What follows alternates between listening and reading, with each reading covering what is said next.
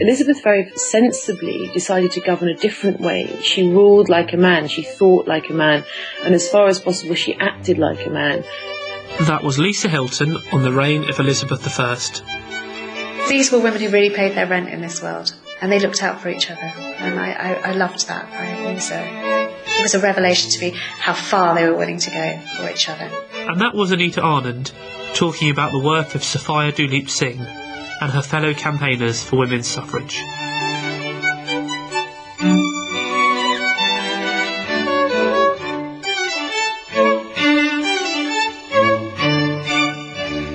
You're listening to the History Extra podcast from BBC History magazine. We're the UK's best-selling history magazine, available from all good newsagents or via subscription. Check out our latest subscription deals at historyextra.com/subscribe. The magazine is also now available on many digital devices, including the iPad, iPhone, Kindle, Kindle Fire, Google Play, Kobo and Zinio. Look out for us in your App Store or newsstand, or find out more at historyextra.com/digital. Welcome to our 5th podcast of January 2015. I'm Rob Attar, the editor of BBC History magazine. Now, she is probably England's most famous female monarch, a woman whose life and reign continue to intrigue and fascinate historians. But how did Queen Elizabeth I view herself? Our features editor Charlotte Hodgman spoke to Lisa Hilton, author of our new biography of the Virgin Queen, to find out more. So, Lisa, how significant would Elizabeth's gender be into 16th century society? Would it have made a difference in the way she was brought up, for example? One of the reasons that I wrote this book was that I felt that too much emphasis had been placed by latter-day historians on Elizabeth's gender. There's been more and more focus on her as a woman and less as a statesperson, if you like. In the 16th century, yes, obviously there were vast and highly significant gender differences. It was a much more hierarchical society. It was extremely patriarchal. However, in the case of monarchs, I think this is very different. Monarchs traditionally occupied, if you like, a more neutral gender space. It was in fact an ungendered category. So as a woman, Elizabeth's gender was less significant than it might have been had she not been born also royal. Clearly there was certain differences in how this affected her as a governor. She couldn't have men in her household. Her household had to be staffed by women. She couldn't lead her men in battle in the same way that her father, Henry VIII, had done. But aside from that, in terms of the practical day-to-day running of the royal court, there were remarkably few differences relating directly to her gender, except where she chose to employ or deploy them, which she certainly did.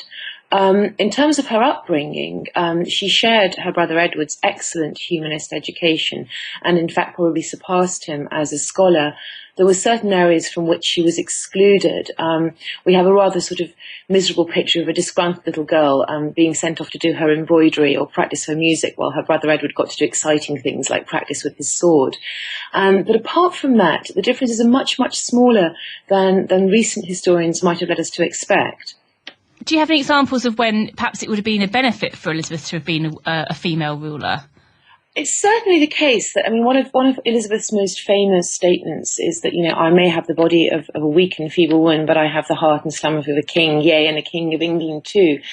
She certainly knew how to play on the gender role which her society expected of her when it suited her to do so. One interesting example of this is in her use of dancing as a means of diplomacy. Dancing was an extremely important part of Renaissance etiquette. It wasn't just done for fun. It was also about display, about status. Elizabeth performed throughout her life, even when she was quite an old lady. She would dance with her ambassadors. She would show herself to the court. And by using this sort of masculine-feminine interaction of the dance, she was able to convey quite subtle messages to those around her. That's one means. Another, of course, is the way in which she exploited the whole trope of courtly love.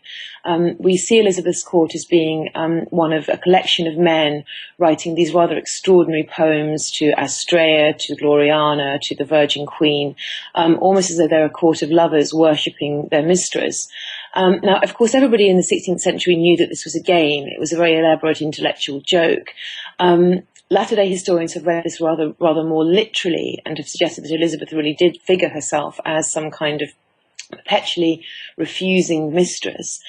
This really isn't the case. What Elizabeth was doing, she was using the trope of courtly love which surrounded her as a woman, and using it to deploy her own power in a more interesting way. It was a means of keeping people off. It was a means of excluding them, but it was also a means of testing them. One of the things I feature in my book is a very interesting interaction with Walter Raleigh, where he writes to her in the feminine beseeching role, and she replies to him in the masculine role. So whilst it's certainly true that Elizabeth did manipulate her gender when she chose to, and was very conscious of her status as a woman, it didn't really affect her rule quite as much as one might think. You argue in the book that Elizabeth viewed herself as a prince. In what sense did she see herself as such, and how did that actually work practically? Elizabeth did view herself as a prince, partly because royalty took that gender in the 16th century. She referred to herself as, "We are a prince from a line of princes." But she would also, in correspondence, for example, with her sister Queen, Mary, Queen of Scots, refer to herself as a prince, and Mary would reply in kind. Being a prince was a neutral category. It was almost interchangeable with monarch. So for Elizabeth to see herself as a prince was in no way anomalous, nor indeed denial of her gender. It was simply what she was as a ruler. But I think there's a more profound way in which she saw herself as a prince, and that's what my book's about. Elizabeth was in very many ways not a Renaissance ruler. When we think of the Renaissance, we think of the arts, we think of learning, we think of sort of magnificent palaces and glorious display. Elizabeth, partly because she was extremely stingy, didn't really go in for any of that. She built no palaces, she commissioned no important artists, and although her courts presided over one of the great flowerings of English literature, which we as a culture we've ever seen, very little of it was directly commissioned by her. So in that sense, she was very much not a Renaissance prince. However, she was in the most profound and, I believe, most important sense, which is that she was a Renaissance prince in the sense of government. She was the first person, the first ruler, really to apprehend the new statecraft, the new ideas about governance and the relationship between authority and the state, which were coming out of Italy as phrased most famously by Machiavelli in his book Il Principe, The Prince. And this was really a reflection of the way that society had shifted very, very fast in the Renaissance from essentially a feudal system to a nascent system of nation states. Elizabeth grasped this, and this is what she used to govern, and this is what makes England, in Elizabeth's time, the first time, a recognisably modern country. England emerges as a nation state during her reign. And so this is the most significant way in which she was a Renaissance prince. And it's also, I think, much more meaningful than how many palaces or pictures she commissioned. I mean, how does she compare to other contemporary rulers? Many people compared Elizabeth with her contemporaries, but she was really quite sui generis. She was compared completely falsely with Lorenzo il Medici, the great ruler of Florence, but it's a fairly specious comparison. Lorenzo was a great patron of the arts and learning, but he was also, in theory at least, an elected official who came from a family of traders. They really had very little in common. It was a flattering but inaccurate compliment to Elizabeth to compare her with Lorenzo. In terms of her relationships with other rulers, we have to remember that this was a time when there were an extraordinary number of powerful women governing Europe. It was not only Elizabeth's predecessor, her sister Mary Tudor, but also Catherine de' Medici over the Channel in France, the Queen Mother, immensely powerful, and of course Mary, Queen of Scots, over the border in Scotland. So although we think of the 16th century as being a time which was quite anti-women, in fact there were more powerful women, more governing women perhaps, than at any other time in European history to date. How does she actually compare with other female monarchs, such as Mary I, in her ways to kind of transcend her gender and, be seen as a prince? This is why I particularly wanted to focus on the idea of princedom in the case of Elizabeth, because I think what brought down both her sister Mary Tudor and Mary Queen of Scots was the fact that they tried too hard to configure themselves as women. One of the first things Mary Tudor did when she came to the throne, immensely popular, was betroth herself to Philip of Spain, destroying that popularity in one blow, because she saw that her primary duty was to be a wife and to produce heirs to the throne. A very understandable view in the case of the 16th century, but in fact one which didn't suit at all with being a queen regnant. Similarly, Mary, Queen of Scots, insisted in one sense on her own authority, on her independence as a monarch, but consistently threw herself in the path of extremely unsuitable lovers and husbands. It was almost as though she wanted to play a traditional female role, and in doing so denied and eventually destroyed her own authority. Elizabeth very sensibly decided to govern a different way. She ruled like a man, she thought like a man, and as far as possible she acted like a man. So I think a comparison with other contemporary female monarchs shows us that where they failed, it was because they tried to fit in with a paradigm of femininity which really wasn't appropriate to royalty, whereas in Elizabeth's case she was brave enough to defy that paradigm. I mean, she's still a hugely popular queen. Do you think she in her reign would have had so much resonance with people if she's actually been a man? Elizabeth, I think, is probably the most famous person who ever lived. When I started doing research for this book, I did a Google search just on how many hits she gets every day. And she's much, much more popular than Queen Victoria, than Hitler, than Abraham Lincoln, than Winston Churchill. The only person who came close to the Virgin Queen was Britney Spears, but even the Princess of Pop can't compete with Elizabeth.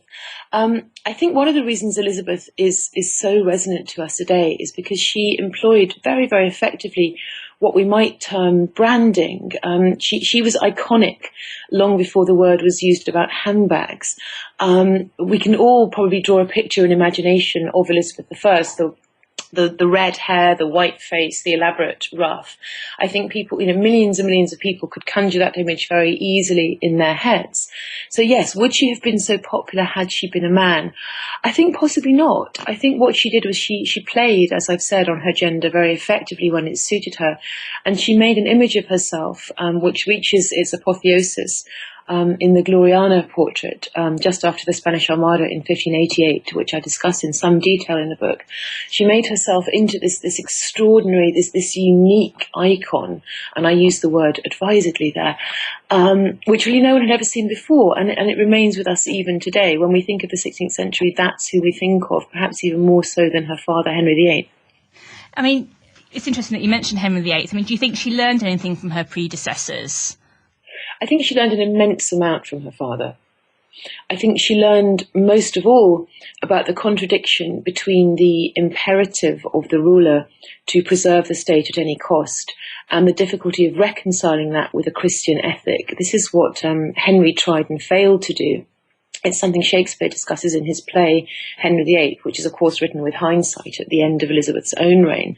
In the book I talk about the conflict between chivalric kingship and statecraft, the idea of bringing together these two very disparate sets of ideas or ideologies, the one being essentially medieval and Christian, the other being recognisably modern. Henry failed to bring these two elements together, but Elizabeth succeeded. And I think that her father's example was extremely important to her in that. I think she also learned the importance of being loved by her people from Henry. Henry, there's a lot of dispute about sort of how popular Henry really was with the people, but certainly at the beginning of his reign he enjoyed immense popularity amongst his subjects, and even at the end people still spoke of good old King Harry. I think Elizabeth learned the common touch from her father, and she learned that in order to remain in power she had to make sure that people really loved her, not just courtiers but ordinary people too. It's interesting that she was never really brought up to be queen. It was always sort of in doubt whether she'd actually, make it that far. But when she did, how do you think she made that move from princess to, like you say, a prince, a Renaissance prince? One of the things I talk about in the book, which I think is quite revealing about Elizabeth, is her handwriting. We actually know very, very little about Elizabeth's private thoughts. There's been an enormous amount of speculation generated about what she felt about things, but really we know very little. We have her correspondence, which is largely formal and diplomatic, but she consigned very few private thoughts to paper. One thing we do have, however, is her signature, her famous scrating hand, as she called it. When Elizabeth learned to write, she wrote like a princess. She learned with her tutor, Roger Ascham, from a book of Palladian cursive handwriting, which is very neat, very proper, and was considered to be very feminine at the time. One of the first things she does when she ascends the throne is change her signature, and she takes the E and the R for Elizabeth Regina, not from the more feminine form, but from the masculine form she'd learned in her writing book. So she gives us a man's signature. And I had this image, an imaginative image, but of a young woman who's lived through some, extraordinary traumas and distresses, practicing her signature as teenage girls are wont to do. But instead of writing in, the crush of the week next to her handwriting, she's creating herself as she holds her pen as a queen. I think this is a very definite statement. It's small and subtle, but it's one that Elizabeth makes very clear. The first document she signs as queen, as ruler of England, she signs like a man. And a lot has been made, obviously, of her being the Virgin Queen. If she had married, do you think that would have made a difference to how people viewed her and continue to view her? I think if Elizabeth had married, which she was always absolutely determined not to do, yes, it would have automatically reduced her status. She would have been subject to her husband, as all wives were according to the rites of the church at the time. She probably would have been pregnant quite soon after marriage, and hopefully would have borne children, which of course was what all her counsellors in theory at least wanted her to do. But in doing so, she would naturally have relinquished a great deal of authority. I think it's something that modern women, if it's not too extreme identification, can understand today. We do feel compromised still by our biological role. We do still struggle with work, career and children, and finding a balance between those.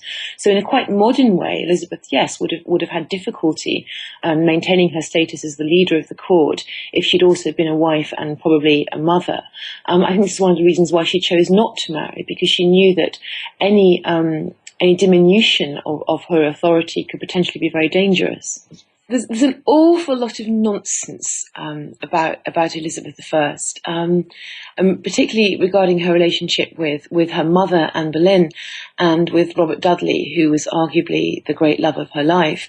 A great deal of ink has been wasted on speculating as to whether or not she and Robert Dudley actually did it. I couldn't think of anything less interesting to write about Elizabeth, especially because we simply don't know.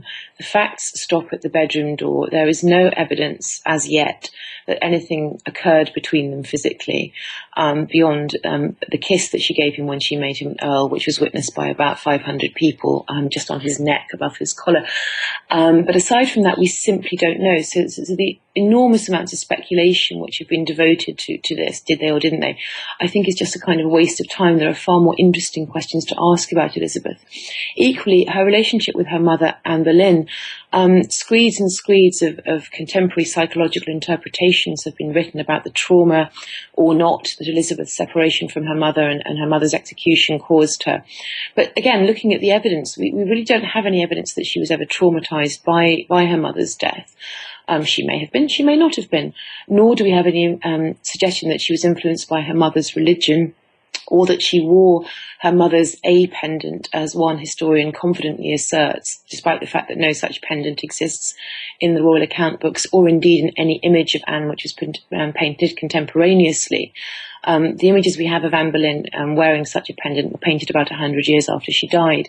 So the idea that Elizabeth was keeping up some sort of connection with her mother, I don't think is deniable, but I think it's certainly very debatable. And it's one of the things I explore in the book, that the idea that there was a direct influence of Anne Boleyn on Elizabeth isn't really the case. And are there other episodes from her childhood that you think have also been exaggerated? There's one famous episode from Elizabeth's childhood where her governess, Lady Bryan, writes to the king saying that she's in need of money to buy the child shoes. She doesn't quite know what to call her ward anymore, because yesterday she was the Princess Elizabeth, today she's My Lady Elizabeth, and either way she's outgrown her shoes. And this has often been read to suggest that Henry neglected his daughter, that she was kept in some form of poverty. And this simply isn't the case. Yes, it's true that after her mother's execution, Elizabeth was demoted in status, her cloth of state was removed, and she was treated as an illegitimate daughter of the king rather than as the heir to the throne. However, all the evidence points to the fact that Lady Bryan's letter was simply a normal letter that any governess would have written because her child had outgrown her clothes, as children have a distressing habit of doing, and a very expensive one at that. So the idea that Elizabeth had some sort of terrible, neglected, impoverished childhood, again, is just not true. What we have in terms of the evidence from the account books and the descriptions of her household is that she had a perfectly normal upbringing for a girl of her class and status. She lived in a busy household surrounded by servants, enjoying all the things that one would have expected a girl her age to have enjoyed. And so the idea that she had some sort of terrible latter-day Dickensian existence as this, starveling, rejected orphan, again, it's just not there. It's not true. What about her relationship with, is it Thomas Seymour? Thomas Seymour, yes. Well, somebody reviewed my book really badly the other day. And I don't mind getting bad reviews, but I really mind getting bad reviews when they obviously haven't read the book, because the reviewer suggested that I accused Catherine Parr, her stepmother, of colluding in sexual abuse of her daughter. What I actually wrote was, to 21st century eyes, there's something very unpleasant going on here. It might seem to us that there was some form of sexual abuse going on, but that's not how it would have been seen in the 16th century. I was quite clear about that point. What actually happened, and we know that this happened, is that Elizabeth, after her father's death, was sent to live in the household of her stepmother, Catherine Parr, who was recently married to Thomas Seymour, the Lord High Admiral. Seymour would come into the teenage girl's bedroom early in the morning, aided and abetted by her governess, Cat Ashley. He'd flirt with her. At one point, he chased her around the bedroom when she was wearing only her chemise. On another occasion, Catherine Parr held Elizabeth's arms while her own husband cut the ribbons from Elizabeth's dress and exposed her. There's lots of accounts of whisperings, kissing, secret messages exchanged. Now, what seems to be going on is a fairly unsavoury flirtation. And what seems to be even more peculiar about it is that Catherine Parr colluded in this. To suggest that this was sexual abuse as we understand it today would of course be quite wrong. It would be a retroactive judgment that wouldn't be appropriate to the 16th century, when ideas about sexuality and age of consent were very different than they are now. But certainly there was something very unpleasant going on with Seymour. And my reading of the situation is that it was the first and possibly the last time that Elizabeth lost her head. We assume that she was always this sort of terribly controlled figure, but as anyone who's ever been a teenage girl can attest, sexual desire is a very scary thing. It's very powerful. It's very anarchic. And the consequences to Thomas Seymour were extremely severe as they could possibly be. He quite literally lost his head because of his desire for Elizabeth. And I think that for Elizabeth, as a young woman, being involved in this terrible scandal, it was a warning to her never to let the anarchic power of sexual desire or sexual interest overcome her ever again. So I think it's a situation in which we can read a great deal and obtain a great deal of understanding about her character. But we have to be very, very careful, as always, not to read it too much in modern terms. That was Lisa Hilton. Lisa's book, Elizabeth, Renaissance Prince, is published in the UK by Weidenfeld and Nicholson. In the US, it is now available for the Kindle. And if this interview has whetted your appetite for all things Tudor, then you might be interested in our new digital mini-guide, which tells the story of this fascinating dynasty through 50 moments that mattered most. It's available now from the BBC History magazine app on both iPad and iPhone. Before our next interview, here's a reminder that we have 2 upcoming reader events taking place this March. On the 21st and 22nd of that month, we're holding 2-day events themed around Magna Carta and Waterloo. At each event, you'll get the chance to hear from a selection of expert speakers and enjoy a buffet lunch. For more details and tickets, please visit historyextra.com/events. And as always, BBC History magazine subscribers will get discounted entry. Daughter of a Maharaja, goddaughter of Queen Victoria, one of the most famous figures of her age, Sophia Duleep Singh lived an extraordinary life. She was also a fervent advocate of women's rights, actively involved in the suffrage campaign. In her new biography, BBC radio journalist Anita Anand explores Sophia's family background, her upbringing, the impact of her political activism, and why her story is still relevant today. Our reviews editor, Matt Elton, met up with her at Hampton Court to find out more. Talking about her background then, what was her family's experiences? What was the kind of land that they lived in like? So she had the most mismatched parents you can imagine ever. So her father was the heir to, well, he was the Maharaja of Punjab, which at one time was one of the richest, most powerful empires in India. But basically, you could slice off the top third of India, and that was Ranjit Singh's kingdom. He was known as the Lion of Punjab because he united Hindus, Sikhs and Muslims, had an enormously powerful army, had wealth beyond our imaginings, including the Kohinoor diamond, which was like this great rock that he had. Huge. Oh, it's like a hen's egg. I mean, it's huge. It's which he just strapped to his bicep. So he was very, very wealthy. It was a place that was coveted. And then he had sons. Some were senior sons by senior queens, and some were junior. Dilli was a senior son, but the youngest, because he was born of one of the favourite wives. And when Ranjit Singh died, this little boy was suddenly propelled to the throne with his mother, who was an extraordinary woman herself. She was the daughter of a kennel keeper. She was a formidable woman who refused to stay in the harem, just came out and said, no, I'm going to govern with my son. So there's power, there's riches, there's opulence, and then you've got Sophia's mother, who was the illegitimate child of a German merchant and an Abyssinian slave. So, comes from complete poverty, lives a cloistered life of great devotion and Christianity, doesn't know anything about the world, is just innocent and virginal and almost nun-like and pious. I mean, everything written about her just keeps saying that this was a pious, good girl, but she was very beautiful. And so these two get together and they produce Sophia. So, and all of these ingredients are really evident in her personality. She likes to spend money in her youth. She likes the finest things. She's actually quite irritating, she's an irritating it girl type creature. But then she has this moral compass which is just uncompromising. No one can, if she's decided that there is a good and right course of action, nobody can sway her. Not even the British government can sway her from She's that. so strong-willed, that's what comes out. Absolutely, So strong-willed. She is, really strong-willed. So what led to, first of all, how old was her father when he came to the throne? He was just a child of 5 years old when he came to the throne, and he was just sort of 11 when he was finally separated from his mother and deposed and sent into exile. He never lost his title, Maharaja. Queen Victoria said he can keep that. The East India Company decided he could keep that in their enormous generosity. They took everything else. Yes, I know. How come he was deposed? What was the circumstances? So there were the British had always had their eye on the north, and there was a man called Dalhousie who was just sort of biding his time. There were two Lawrences and Dalhousie, and they just decided, let's wait till the time is right. So they couldn't touch it while Ranjit Singh was alive. They couldn't go near it. He just had the most powerful army, one of the most powerful armies in India. But when he died, there was a great battle to succeed him.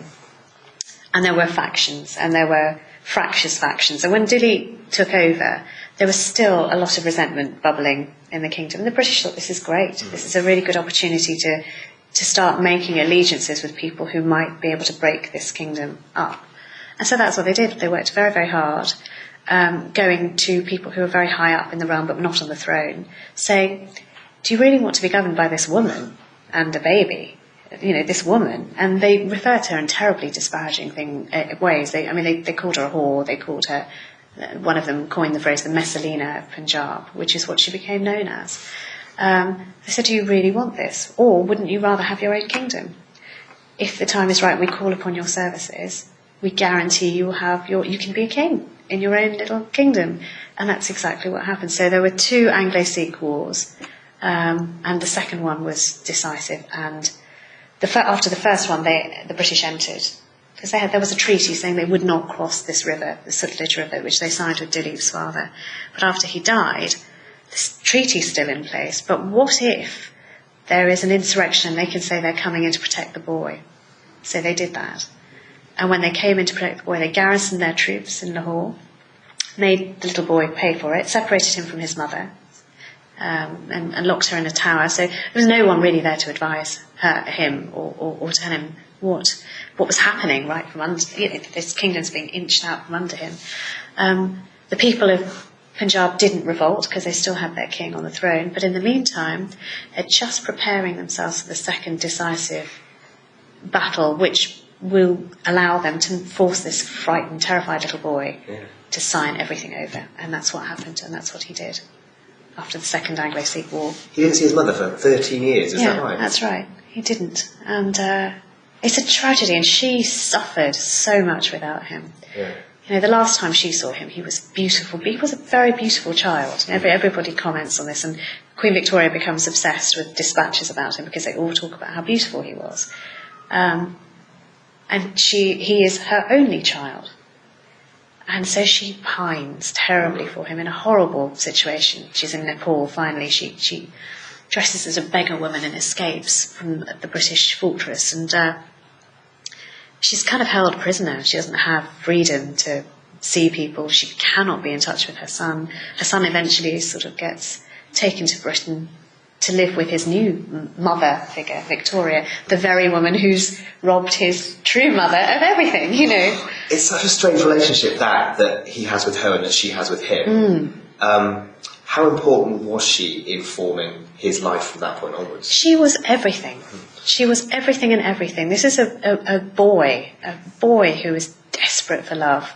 And you can see that, he was given to two guardians, the Logans, a Scottish surgeon and his wife, a Scottish doctor, his wife wasn't a surgeon. And you can see that he craves their attention to the point where, he learns to speak like an Englishman. He learns to play parlour games, which are just, of an evening they would play music and then they would have blind man's buff or, these sort of very, very quaint Victorian games. And he would read Shakespeare and he would read his Bible and he memorised a lot of the Bible. He just was desperate to please and be pleasing because he's so uprooted. And then he comes to England and Queen Victoria lavishes praise on him. She just thinks him beautiful, charming, refined, well-mannered. The Logans have done a very, very good job. And he revels in it. He finally finds his mummy, after a very, very long time. And they sketch each other. They're beautiful sketches that are still in Osborne House, some of them. And some of them are held in sort of other repositories, where they sat for hours looking at each other, sketching each other, and then, swapping them around. There's a real tenderness. There's a real murky, tangled, ghastly tenderness that exists there. It is the stuff of epic tragedy, actually. And so how did he meet Sophia's mother?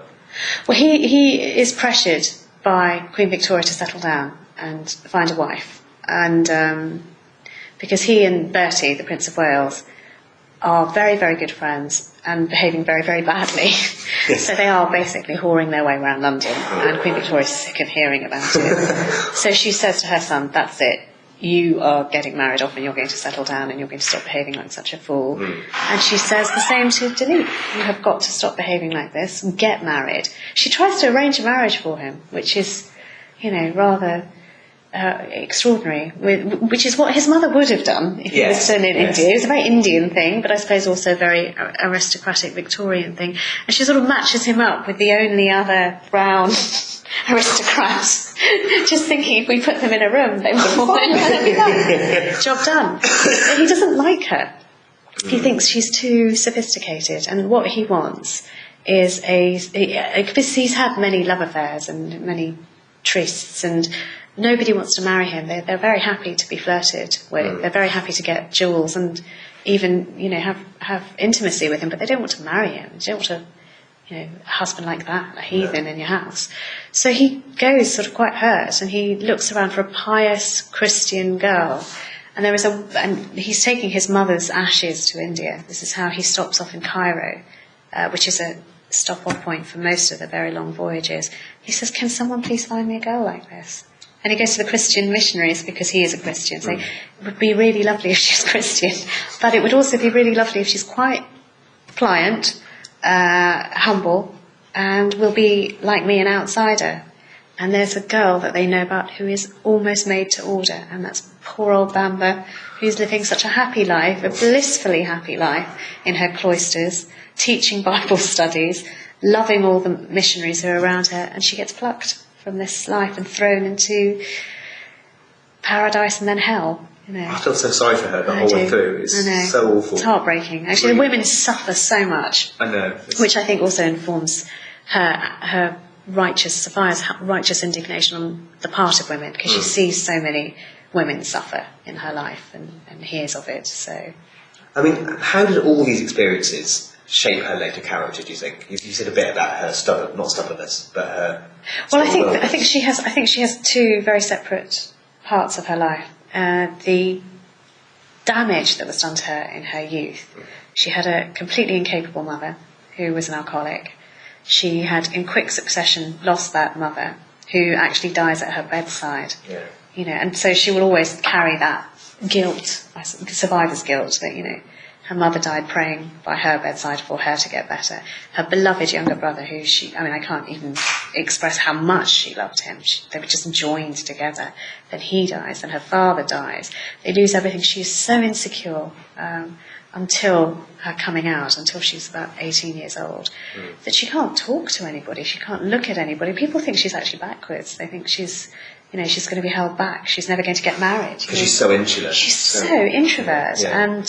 And it worries people. And so Queen Victoria does a bit more for her, also because she's her godmother. So she owes a duty of care before God to this poor girl.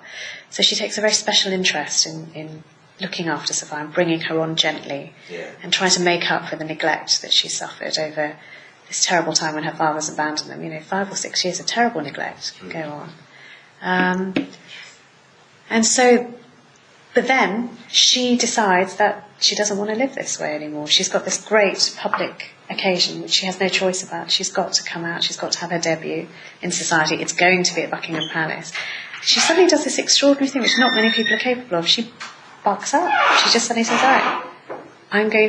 she turns into the bionic woman, I know. I will rebuild myself. And she does that. Yeah, exactly. Yeah.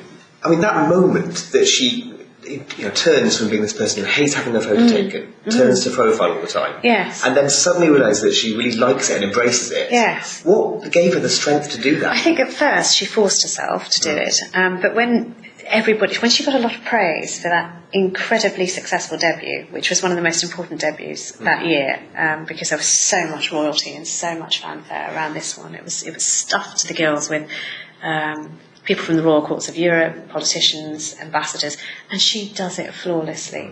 And people praise her. And she likes being praised. Anyone would. Yeah. So all of a sudden, she's like, I can kind of get used to this. I can do this, exactly. I can do this, Yeah. And I think then she starts to crave it in quite an unhealthy way. Yeah. Then she does become a little bit of a headline hound, for a while. And talking about later, when she is this famous figure, do you think there's any parallels between her and modern-day celebrities? I always think she's really kind of similar to a Princess Diana type figure who will turn up to a place and everyone will talk about what they're wearing for ages. But I can't think of a single person who has that honour and privilege that she has. She could have lived the nicest, most comfortable life ever, who then suddenly starts throwing herself into baton charges and throwing herself at the Prime Minister's car and chucking herself under horses' hooves and, the kind of thing that she did, and goading them again and again, come and get me, arrest me, because she wants to go on hunger strike and be one of the Suffragette sisters who she respects so much, to do this thing that must be done, which is women must have the vote. She believes it to her bone marrow. She thinks it's the only important thing in her life. So how does she get involved in that to start with? So she goes to India against the wishes of the British government. They really don't want the Duleep Singhs in India because they don't want the Punjab to be stirred up. And they see this tiny little window of opportunity, and the girls go. And then she comes back, her eyes are completely open. So she goes back this pointless socialite, irritating woman, and she comes back just thinking, this isn't enough for me anymore. Her sisters are pursuing their own destinies. One of them stays on in India, the other one goes off to Germany. But she just comes back looking for something useful to do. And she's very struck by poverty, and I think she sees that here with the Lashkars, for the first time notices them. And they are, many of them from her father's homeland, from Punjab. And they're just dying of cold on the streets. So she suddenly starts thinking, right, I'm going to be the one to help them. And then she's still looking for something. It's not filling her time enough. She goes to India. She sees the revolutionary movement. So she gets more politicised. She gets sort of more politically aware. She doesn't want to be just a do-gooder who goes and puts money into people's outstretched hands. She wants to change things because she meets people who are going up against the system. And these figures are huge. I can't tell you how enormous. I mean, when I was reading it, it turned this diary of hers, and she's mentioning these people. I thought, my God, I am actually dealing with Where's Wally? I mean, there is not one single famous person in England or India that she hasn't crossed paths with or in some meaningful way. Winston Churchill, just was absolutely sick to death of her because she kept complaining about police conduct. So writes on a file about her. Right, this is it. We can just don't even answer her anymore. Which is terrific. She meets Gandhi. She meets this one particular guy, Lala Lajpat Rai, who is an enormous figure in the revolutionary movement, who becomes like her surrogate father for a while. And then she comes back after spending time with these revolutionaries who are dangerous men and women to the British, and she comes back thinking, no, I can't just give money, let's change things. And she bumps into a woman called Una Dugdale, totally through the social circuit, the socialite circuit, who's the daughter of a commander, a naval commander, and she's a suffragette. And she says, well, let me tell you about what's going on. She joins from that day and then commits from that day completely. So she combines these social connections with this political inspiration that she has while she's away. Yeah. And she uses it to really kind of get involved in this huge thing. Yeah.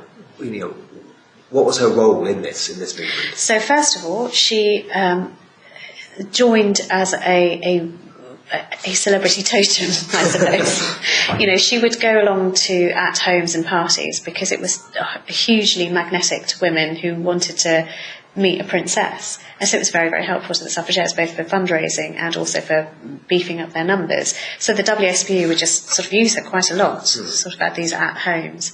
But then it becomes more than that because she's not satisfied with that. She gives money frequently. But then they start, and they use her again for fundraising. They sort of say, oh, look, these are jams and cakes made by the princess. She does not know one end of a rolling pin from the other. It's absolute rubbish. She's got so many serpents and stuff, but it makes a lot of money, as it would today. But then she just still wants to do more, so she gets involved with the Tax Resistance League, and she refuses to sign her census papers. She sort of scrawls all over them, so she becomes a census resistor. And then she becomes actually quite militant, so she starts going on marches. And I think the Black Friday march is just seismic for her. It's where Emmeline asks her to lead because she's such a celebrity. And she leads with a group of rock star women of their day, who are so famous that it's almost like they have a force field around them when they're walking through the streets until they touch the gate. And then the other women come and all hell breaks loose. I mean, if you read the Black Friday stuff, it's extraordinary. And she, instead of sort of staying in safety, she goes wading out again, gets arrested, gets slightly beaten up. So it just sort of shows you what kind of woman she is. And then she suddenly starts becoming, properly militant, throwing her body in harm's way and goading them, come and get me, come and get me, come and arrest me, send me to prison. But it's just not worth the British authorities' while to have. It would be so embarrassing. Queen Victoria's goddaughter in prison. So they keep arresting her and keep letting her go. So that actually helped her, which is strange, I suppose. You wouldn't think that. She hated it. She absolutely hated it. She really felt guilty about it. There's this incident where she pays the bond money for Ada Wright, who's a very notorious suffragette. If you ever see pictures, you'll see her on Black Friday. She's lying unconscious on the ground and there's police officers around her. That is Ada Wright. Ada Wright is a committed suffragette who's arrested many, many times. And they both get arrested after this brawl outside a London square where Emmeline Pankhurst is speaking. And they let Sophia go, but they keep Ada, and they're going to send her down.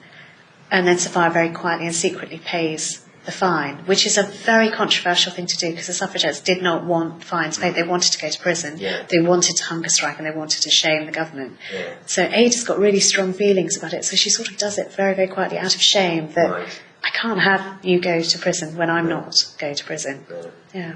Some of the stories, I'm still surprised, even though I've read them in the past, some of the stories, of how violent the treatment they received. I found the sexual brutality extraordinary. Yeah. I mean, account after account. I knew that it had been violent. I knew that, there'd been baton charges and people pushed. But the actual use of sexual degradation against these women, time and time again, was astonishing. So what do you think her legacy was in terms of the outcome of this movement, this campaign? What do you think? I think she greatly helped, just as all of these women helped in changing the country and getting votes for women. Had they not pushed that door, God knows how long that door would have stayed closed, because there was no tearing rush to give women the vote. There was no appetite for it. It was dogged determination on the part of these very, very brave women that got it. But her personal legacy, I think it just has got lost, so in time. But she has left such an imprint on people whose lives she touched. But I hope she'll, influence more people just to get up and do something. Now that if people read this and if all that they get from it is that, if you can do good, try and do good. Yeah. That would be a good thing. Why do you think her story has been perhaps overlooked? Why has that happened? So she had no children. None of the siblings had children. They died with that generation. So there was nobody to carry the torch or to talk about them again. She dies at a time when India and Pakistan are being born, empire is dying. And so the relevance of that name, the Dilip Singh name, is fading because you've got other people now that, India in particular, which is a place that you would think would really want to know about her and talk about her. They have their Nehrus and their Gandhis and their Jinnahs to talk about. They're a whole pantheon of new gods to talk about. And here in Britain there's an active campaign to bury her name.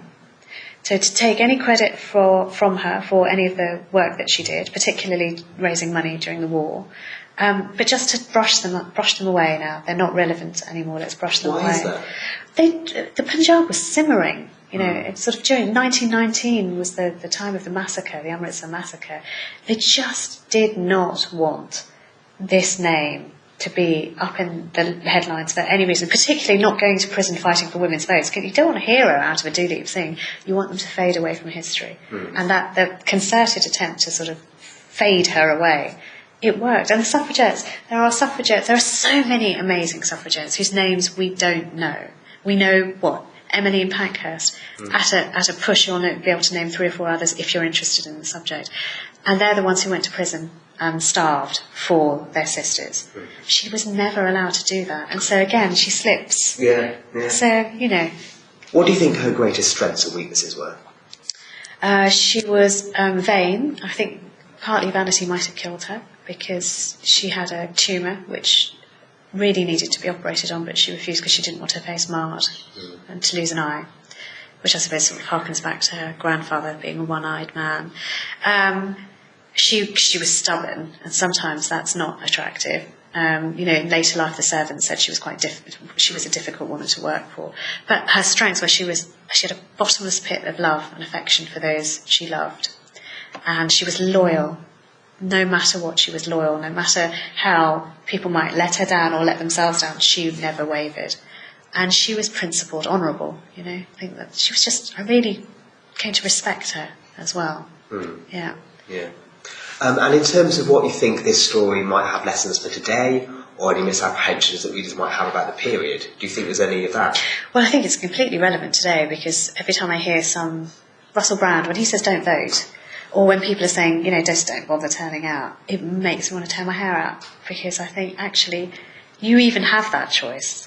It's not so long ago we didn't have the right. So don't squander it. So I think it's hugely relevant today that if you don't have a voice, you can't change anything. And I think it tells us that at the time, everyone thinks Victorian England was also very pleasant. It wasn't. People were afraid. They had terrorists in their midst. They were looking around thinking, God, what's going to blow up next? It was, very different time, but also quite similar. Finally, what was the biggest surprise in the course of researching and writing this book? Just how connected things are, how people's lives overlapped, and how how one person can make such a huge difference. I think she was like this little pebble that went into a pool and all the ripples were connected to her. And it sort of made me feel quite like I'm not really doing enough in the world to pay my rent in this world. Because these were women who really paid their rent in this world. And they looked out for each other. And I loved that. It was a revelation to me how far they were willing to go for each other. That was Anita Arnand. Sophia, Princess, Suffragette, Revolutionary is out now, published by Bloomsbury in both the UK and the US. And you can read more from the interview with Matt and Anita in the February issue of BBC History magazine, which has just gone on sale. Also in this month's edition, we explore the history and global legacy of Magna Carta as it approaches its 800th anniversary. We discover how Britain became entangled in the Vietnam War, and we explore the hidden stories of British soldiers captured by Germany in the First World War. You can pick up our February issue now in all good newsagents and digitally. And just before we go, it's time for the latest instalment in our First World War, the oral history series that follows the conflict's centenary month by month, through interviews with the Imperial War Museum. We've now come to January 1915, and let's hear from Private George Ashurst, describing his experiences of suffering from frostbite in the wintry conditions. I get in my bunk here. I'm going to have a rest, you know. It's my. I'm going to have side of the trench. In the side of the trench, and I think it's been raining. Yes, it has. And I'm in like this, you know, my gun sheet hanging over me here. My feet are down there. So of course, after a while, I waken up. And nobody wakened me, the lads, because the lads wouldn't waken me, no. I wakened up and, well, the ice is round my ankles here. Little thin ice, you know, is round both my ankles here. Oh, I said, look here. I'm frozen up, like, you know, just as a joke.